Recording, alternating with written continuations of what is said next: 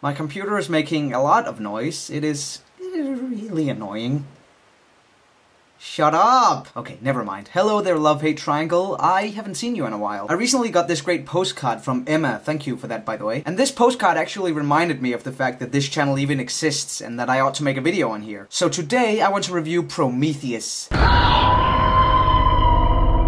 Okay, my computer is now quiet again, so that's good. Now, Prometheus is one of this summer's big three, the other two being The Amazing Spider-Man and The Dark Knight Rises. Prometheus is directed by Ridley Scott, who has made some of the best sci-fi thrillers back in the day. So seeing him return to the genre that he helped define will make every film nerd excited. And I was excited! I was expecting great things from this film, but when I left the cinema, I was actually feeling kind of disappointed. On my way home from the cinema, I was planning on what to say in this review, and I actually didn't want to give it more than 6 out of 10, maybe a light 7, but that was it. I wanted to draw a picture of a black hole and say, this is the plot. It's basically just one big plot hole. Which is true for the most part. There are a lot of plot holes in Prometheus. Some of them I have found explanations for online, but others are still evidence of what I thought was a sloppy script. But I've been thinking about it for a couple of days now, and my opinion is starting to change. I don't know if it's because I just really want to like this film, so I'm just imagining that it's a lot better than it really is, but I digress. I shall tell you why I now think Prometheus is a fucking great sci-fi horror film. So, we have this team of scientists who are going on a $1 trillion mission to another planet to find what they believe to be the creators of the human race.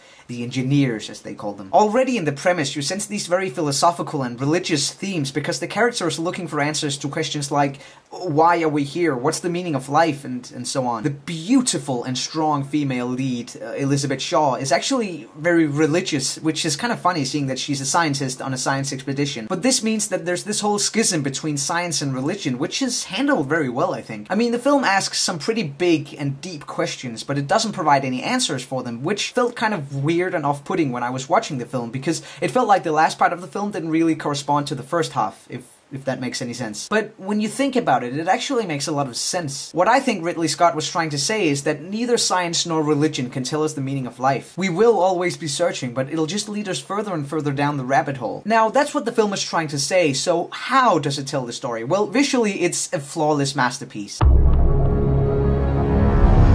Remember back when you saw Avatar in 3D for the first time? Yeah, Prometheus is exactly like that, except a lot darker. It really is an incredibly dark and terrifying story when you think about it. Well, the first hour isn't that bad. That just feels like any other sci-fi thriller, but then suddenly there's blood and gore and vomit and aliens and other kinds of disgusting shit. I think you have to be 18 in most countries to see the film, which is not an overstatement. The only real problem I have with the film is the characters, because why are they all so fucking stupid? The only two people you're really rooting for are the female protagonist and David the android, who's played by Fassbender, who does an amazing job. Big things have small beginnings. The rest of the characters are either just not important or not very clever, which is really sad considering one of the best things in Alien from 1979 was that you cared so much about every single one of the crew members. They all seemed alive and you could relate to all of their decisions. That is not the case for the crew in Prometheus. Most of them are just a bunch of idiots running around playing scientists. And some of their dialogue is just plain ridiculous. Okay, hopefully this isn't a spoiler, but as soon as they land on the planet, they see these big pyramids and the captain of the ship says something about how the aliens are building weapons of mass destruction. How do you know that? You have literally just landed on the planet and the only thing you can see are mountains and a big pyramid. Where are these weapons of mass destruction? Also, there's this really cringe-worthy scene where one of the characters reveals something, and it feels like it's gonna be important later on, but it's never mentioned again and it doesn't have any significance to the plot. I've mentioned it before, but I'll say it again. Setup, payoff.